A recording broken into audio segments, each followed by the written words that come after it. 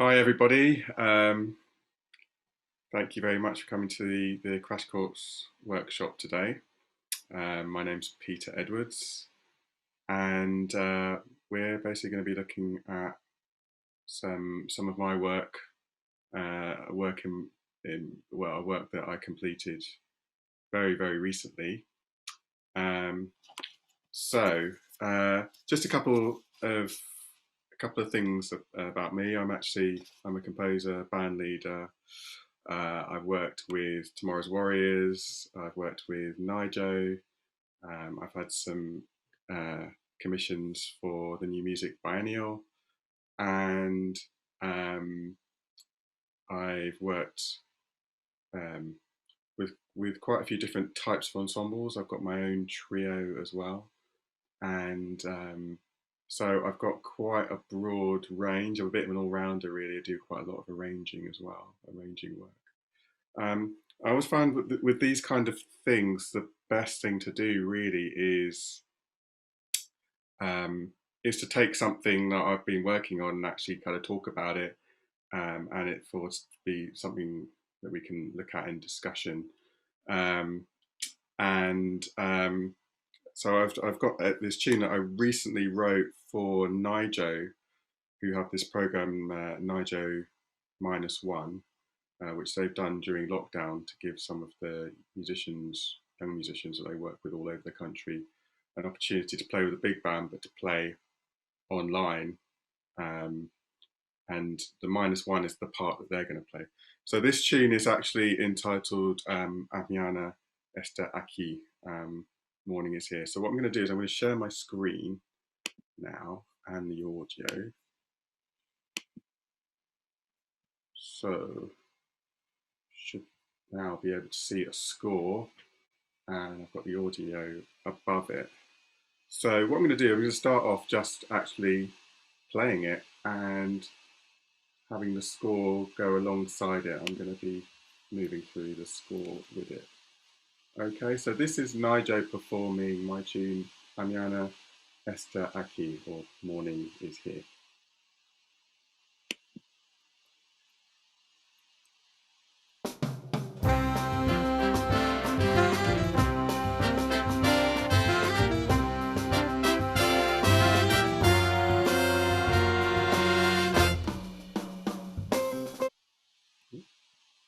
I'm going to start that again. One second.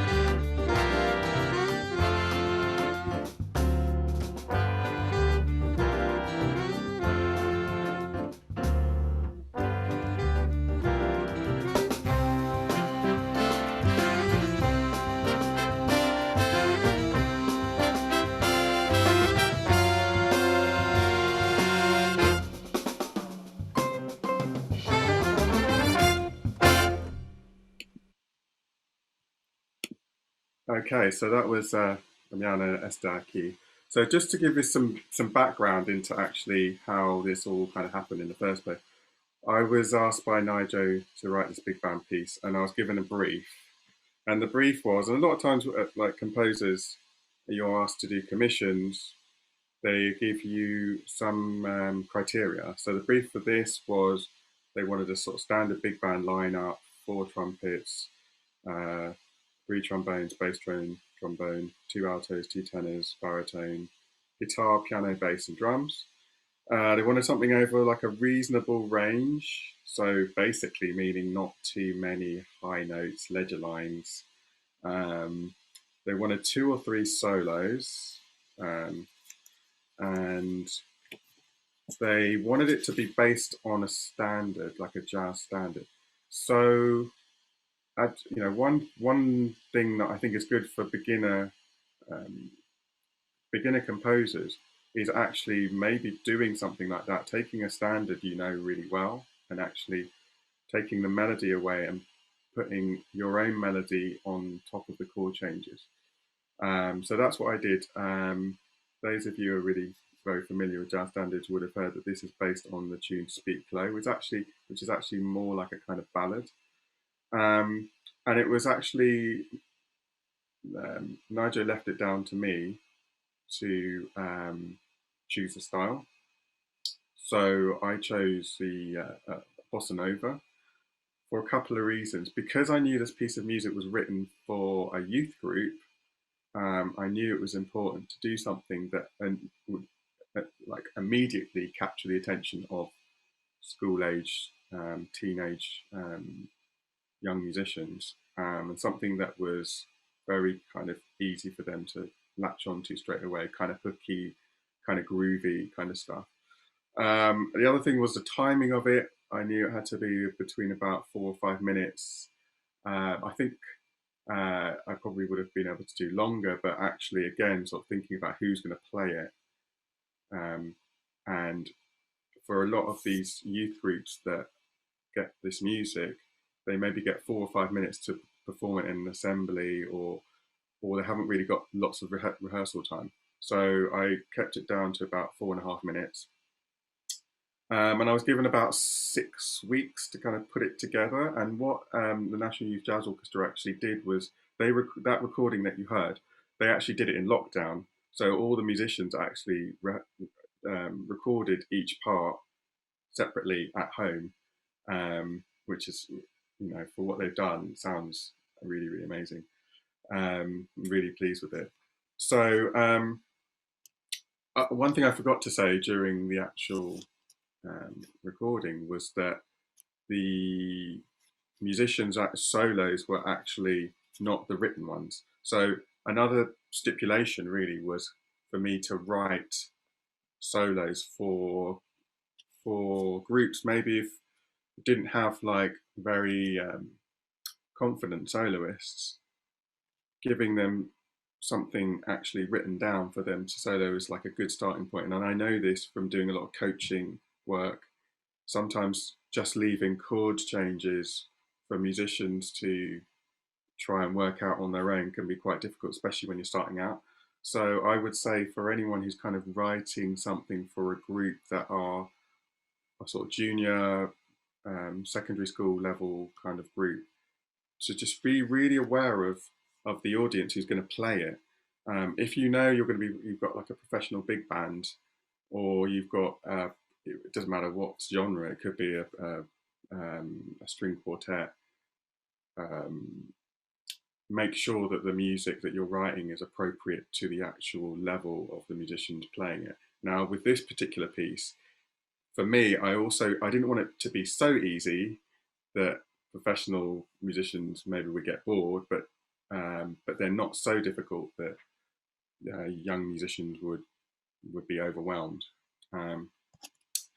And so basically, so a couple of notes about actually, again, writing. So going back to having a clear vision of what you want to achieve, the criteria helped for me. And I think for those of you who are writing, maybe not it's maybe too early for getting commission, but also just setting out your own criteria. Just saying, okay, I'm going to write this for my band, or I'm going to write this for a band that I know really well, that I've already got contact with. I think it makes sense to try and use the resources you have to hand. If you know a local jazz orchestra, or you've got a school band that you're playing in, or um, there's like a local small combo, like a quintet or a quartet that you play with, or that and you're aware of the type of music and you're aware of their level, it makes more sense to try and write something that's going to get played rather than writing something for like a symphonic orchestra with a jazz band or something that perhaps you're not necessarily going to get the opportunity, you know, for it to be played. It's better to get something played and then you learn from it, you listen back to it, you get feedback from the musicians. That's something that I started out when I first started out. I was writing for small combo bands that I was playing in. When I was at university, I got together musicians to play some music for larger ensemble. And it gave me the opportunity actually to talk to musicians, for them to look at my scores and kind of say, you know what, actually, I think what you mean is this, or this would be a better way of writing it, or they'd put notes and I'd like pay attention to their notes. So just be really clear about the criteria and who you're writing the music for.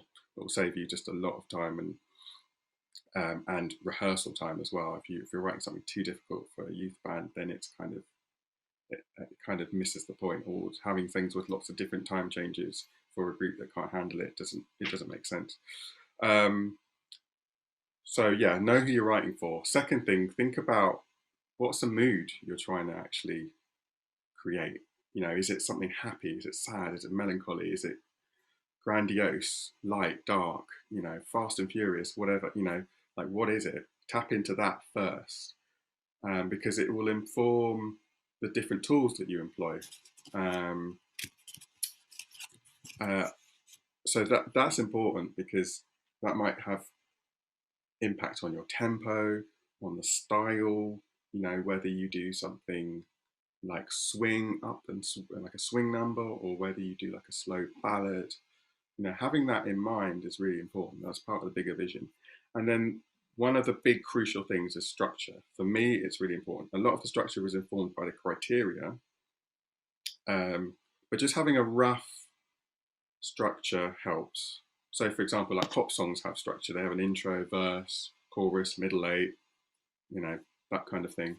And in a lot of traditional jazz as well, like has a lot of structure in it.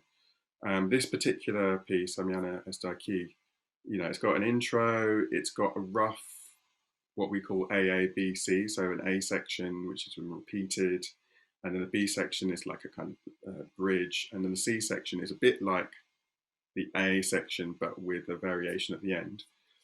It's got interludes that take you into the solos, and then interludes between the solos, and then there's a vamp section for the guitar solo, and then there's what we call the outhead, which is basically means the going back to part of the melody to finish it off, and then going into some kind of an outro. So I always had that in mind at the beginning before I even wrote a note. I just kind of worked out what is my rough structure, and the structure can always change. You can always like change things. You can move things around. You can take an interlude out here, or move a solo earlier, that kind of thing. But just having something rough to start with. As I said, this tune is based on jazz standard Speak Low, and it's a tune that I'm very familiar with. The chords are obviously predetermined, but you can also kind of do not only just a jazz standard. You could do a tune based on a blues, 12-bar blues format, or a tune based on I've Got Rhythm format. These are things that jazz musicians have done, since, for the last 40, 50 years, of actually taking other tunes and basing, creating their own melodies on top.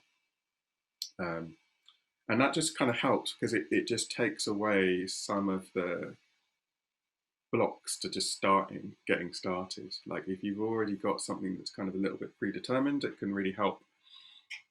I spent a lot of time initially just recording lots of ideas on a sequencer.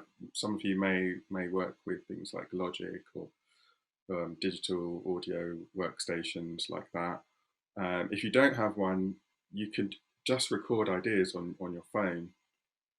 And so I'd be playing around with the chord changes of Speak Low and just trying to work out, like my own little melodic ideas. What really helps, massive advantage, is that I play piano, and playing an instrument does really help because it just gives you an idea to just sketch out chords with your own types of melodies on the top.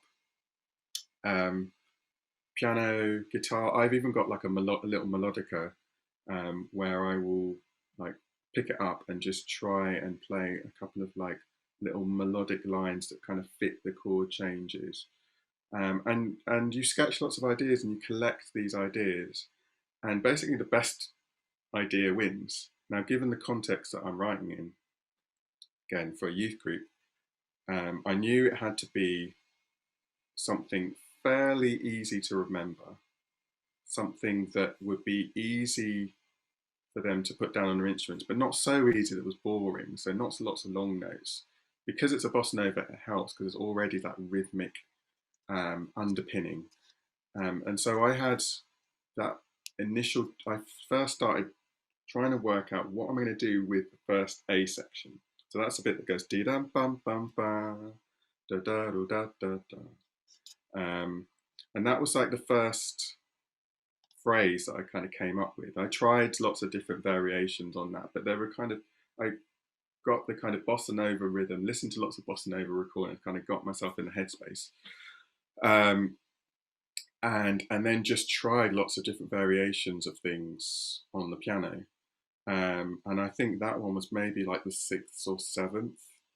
And the ones preceding it were either a little bit too rhythmic, maybe like overly rhythmic, maybe too complicated, weren't necessarily appropriate for the young musicians who might be playing it. So, I made sure it was like singable, but it had a certain amount of complexity, which those kind of offbeats, da da da da da da dee da da da da, like those offbeats kind of make it much more kind of, a little bit of a challenge, but not too much of a challenge. And there's you probably heard there's like quite a lot of repetition that kind of goes on throughout the piece. So again, it's easy for like young musicians or people who are not necessarily familiar with jazz, or maybe have a little hard time kind of reading music. It's making something kind of hooky, repetitious kind of really helps. So that's like the beginning of the A section, and that is just kind of got me in. And I would say another good kind of piece of advice would be to start wherever you can. If it's starting on the melody, start on the melody. If it's coming up with the rhythms underneath the melody, start with that. If it's an introduction and you're inspired by something else, some other piece of music, and you want to try and do something similar to that for an introduction, start there. Sketch lots of ideas, record lots of ideas. Maybe like the main thing is to just keep churning out lots and lots of ideas, and make sure you record them, and then listen back to them, have a think about them. Maybe they will just open the door to like the final idea. Like I said, I had to go around like 6 or 7 different ideas before I got to the one that I felt most confident with. So that's basically what I did with each section. So like the A section, which gets repeated, that kind of led nicely into the B section, where again I'm sort of thinking about trying to do something slightly different to the A section. The A section was a little bit more perky and like lots of like short notes, whereas the B section is like much smoother, which goes dee da da da da dee da da. So that's just like very kind of scalic. Again, really good for like young musicians who like playing it. But again, I improvised lots of ideas, got them down on my digital audio workstation and Logic, um, and sort of played with it, made a few alterations here and there. And then the intro and the outro, which are quite similar, really. I really wanted to have something that would like perk people's ears up. You know, as soon as it started playing, people would pay attention to it. So I started with this kind of much more kind of punchy beginning. It starts at boom, bum bum bee ba ba boom, that kind of thing. And that comes again as like interludes throughout the actual throughout the piece. So that's the thing. As another important thing is that the material that you're using, that you're generating, that you're sketching before you get going, could be useful in other areas. You might think actually that's not going to work for the solo. Sorry, that's not going to work for the melody. But that idea that you might have sketched that wasn't perfect for the melody might be used as a counter melody or a backing for a soloist. Or it might be something you use part of it as part of your introduction. It might be something that, you know, the material could be useful later, basically. So don't discard it, but just be aware all of those ideas. That generating ideas early on is really important in the process of creating a composition. So if I just talk a little bit about the rhythm, you've got that kind of bossa nova rhythm going through it, piano, bass, and the drums and the guitar are the rhythm section, and their role basically is to kind of keep that bossa nova feel going all the way through it. But also, that's not just the only thing that they're doing. They're also kind of coming up. You're trying to create music that's, you know, interesting. So they're not just timekeepers. You're trying to make sure that they're like interlocking within the actual composition. That they're working alongside the rest of the ensemble to kind of keep the thing buoyant and keep it like fun and interesting. And so, you know, the role. What I'm going to do is actually going to switch onto the share screen so that you can see the score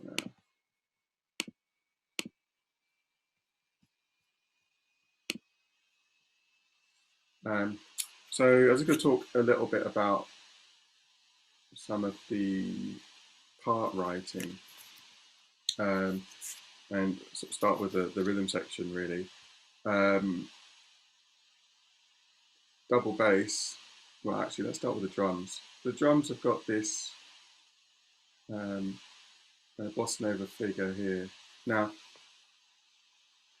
as a composer, and I've noticed this about a lot of other composers, we're very curious bunch, as in we're all always very aware of different time feels and different figures, and always asking questions.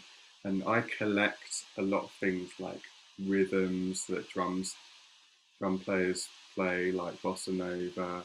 I'll have them like, I've got like folders of like lots of different drum rhythms that rhythm different styles of drumming, so that when it comes time for me to do like a bossa nova or a samba or something that's in a 2 feel or up tempo swing, and I've got like reference points. So like I will collect lots of scores, which is really important. Do lots of score reading, basically like getting the scores and like following, just like we're doing today, getting the score, following it along with the audio, and then just going through it and going, oh, what's that? You know, trying to match like the written part to the audio, and then just keeping that in mind. and making note of it for another time when I might want to do it. So I would say there's plenty of resources like scribes.com has lots of scores on it. That's like they do like online books, and they have lots of online magazines, but they also have lots of like PDFs of scores, like particularly jazz big band scores. So I would definitely check out scribe.com.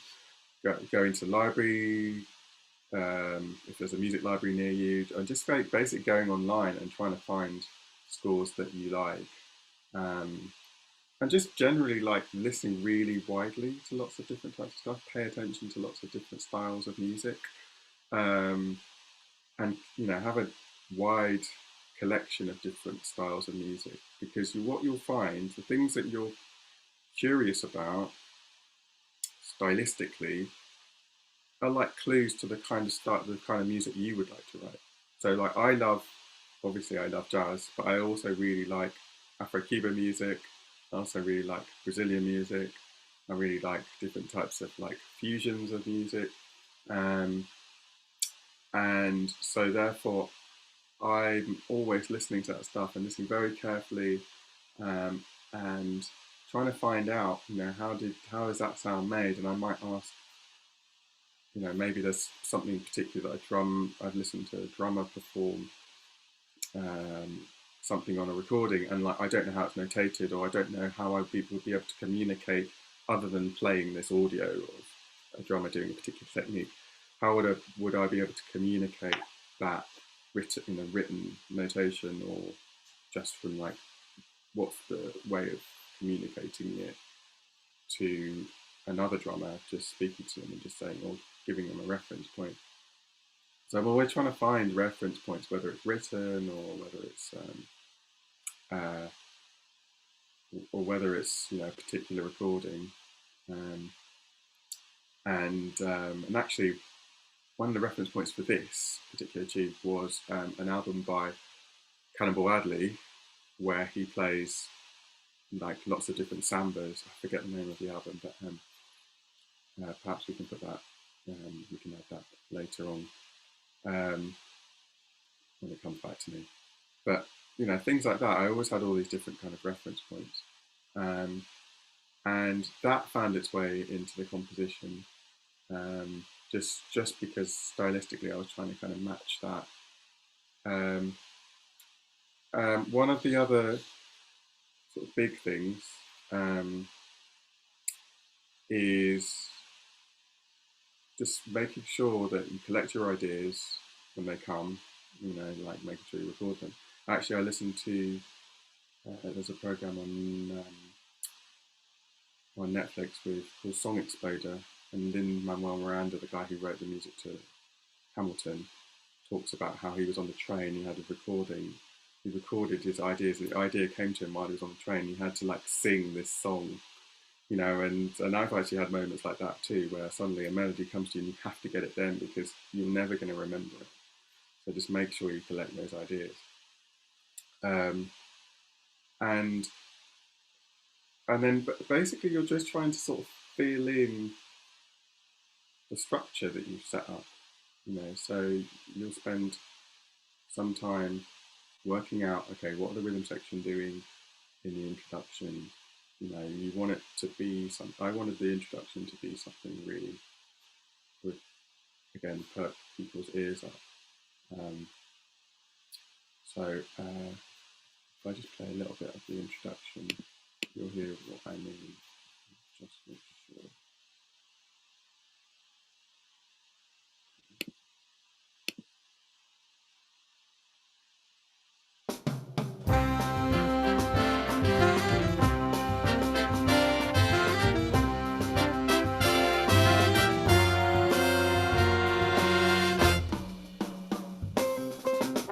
Okay, so you've got like the low brass kind of like hitting out these long notes, and then the trumpets kind of bouncing off that and building.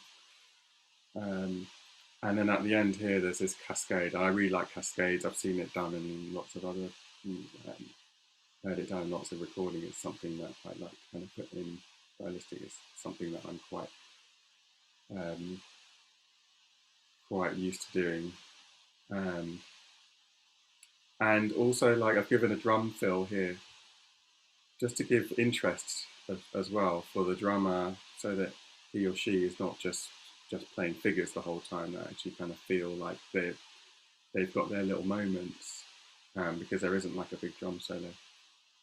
And then we go into the A section, and if you listen to the rhythm section here, you've got the piano doing a bossa nova figure, bass is just doing like long notes, the drums is playing that kind of bossa nova figure as well, and the guitar is playing a variation of that sort of strum, ga-da, ga-dee-da, ga-dee-da, ga-dee-da, ga-da-da.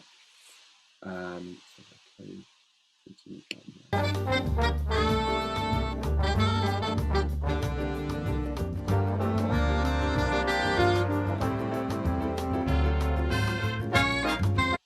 So you get that kind of driving kind of rhythm section sound going on.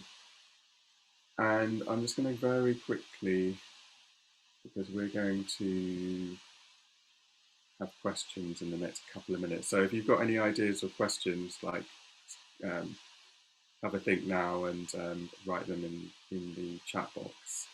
But I'm going to just continue for a couple more minutes before we open up for questions.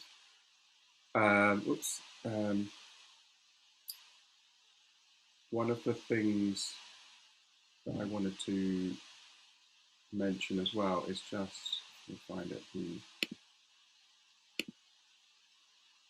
backing figures during the solo. So we've gone through all of the melody. The first solo starts in 1 minute 40. Okay. So immediately when we go into solos, I make sure there's backing. Again, it's a youth group, and the soloist might not be very experienced, and it's a bit scary to solo and then not have the rest of the band kind of backing you up. So immediately I just put the trombones in there.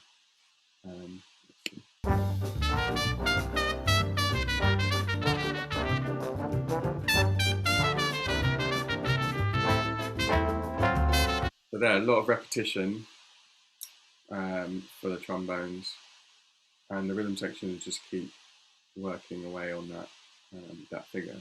But they're kind of, there's a freedom for the rhythm section if they want to kind of come slightly away from that.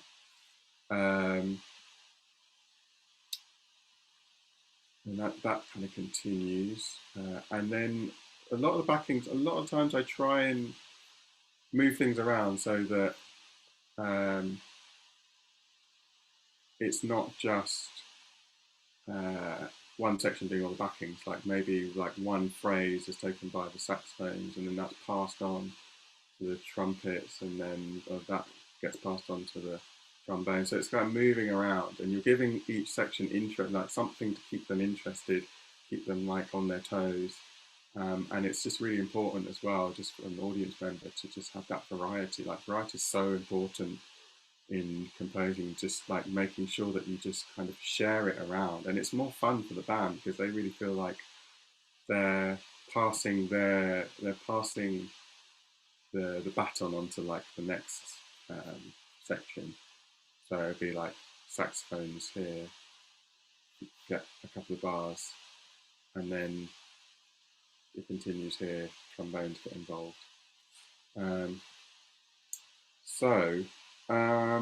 Just to kind of wind things up slightly, main points really, I haven't really been able to go into like gross detail, but the main points I think are like, make sure you've got a strong vision for your composition.